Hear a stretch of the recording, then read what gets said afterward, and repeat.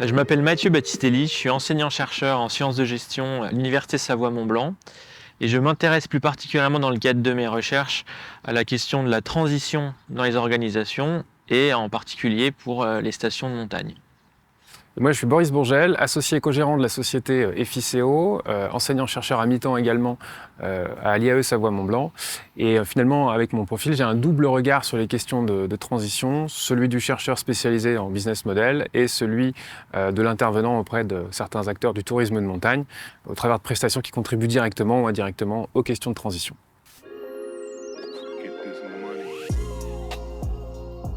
La question à laquelle on a décidé de s'intéresser avec Mathieu, c'est celle de la transition des stations de montagne, parce que c'est une question qui fait particulièrement débat. Alors là où il n'y a pas de débat, c'est sur le caractère, on va dire, nécessaire, voire même indispensable, de la transition des stations de montagne. Là où il y a davantage de débat, c'est sur la question du comment. Comment on met en place ces transitions.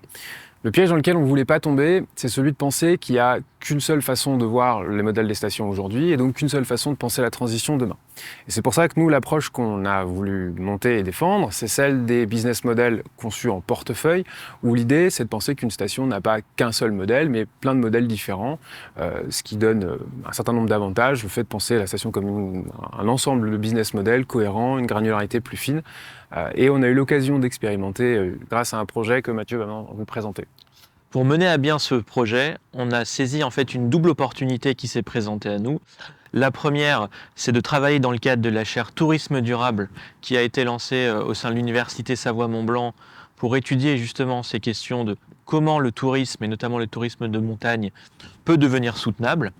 Et deuxième opportunité, c'est celui du Grand Labo, c'est-à-dire de ce partenariat qui a été tissé entre le Grand Bornand d'une part et l'Université Savoie-Mont-Blanc d'autre part, pour servir un petit peu de terrain d'expérimentation, de moyen de voir in situ comment la question de ces business models est comprise et étudiée dans un territoire.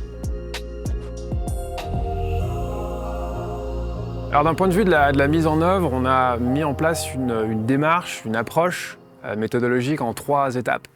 La première, c'est une étape d'identification de recensement. L'objectif ici, c'est d'essayer de lister, d'identifier, de recenser tous les business models qui sont en présence actuellement au sein du Grand Bornand. On pourrait prendre par exemple le business du ski en hiver, le business de l'agropastoralisme qui est particulièrement important au Grand Bornand. Une fois que ce travail de recensement est fait, on a une deuxième étape qui va être une étape de cartographie. Là, l'objectif, c'est d'arriver à représenter tous ces business models dans une seule et même carte, pour avoir une cohérence visuelle, un ensemble visuel, une vue d'ensemble. Et la troisième étape, c'est la question des impacts. C'est derrière, pour chacun de ces business models, d'arriver à déterminer l'impact à la fois sur les finances publiques, mais aussi l'impact social, l'impact environnemental. Et cette méthodologie doit nous donner un certain nombre de résultats que va nous détailler maintenant Mathieu.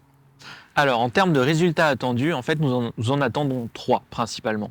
Le premier, d'abord, c'est identifier l'ensemble des propositions de valeur sur le territoire du Grand Bornand, qu'elles soient économiques, sociales, environnementales, et de s'accorder quelque part sur une compréhension mutuelle et commune de ces modèles économiques.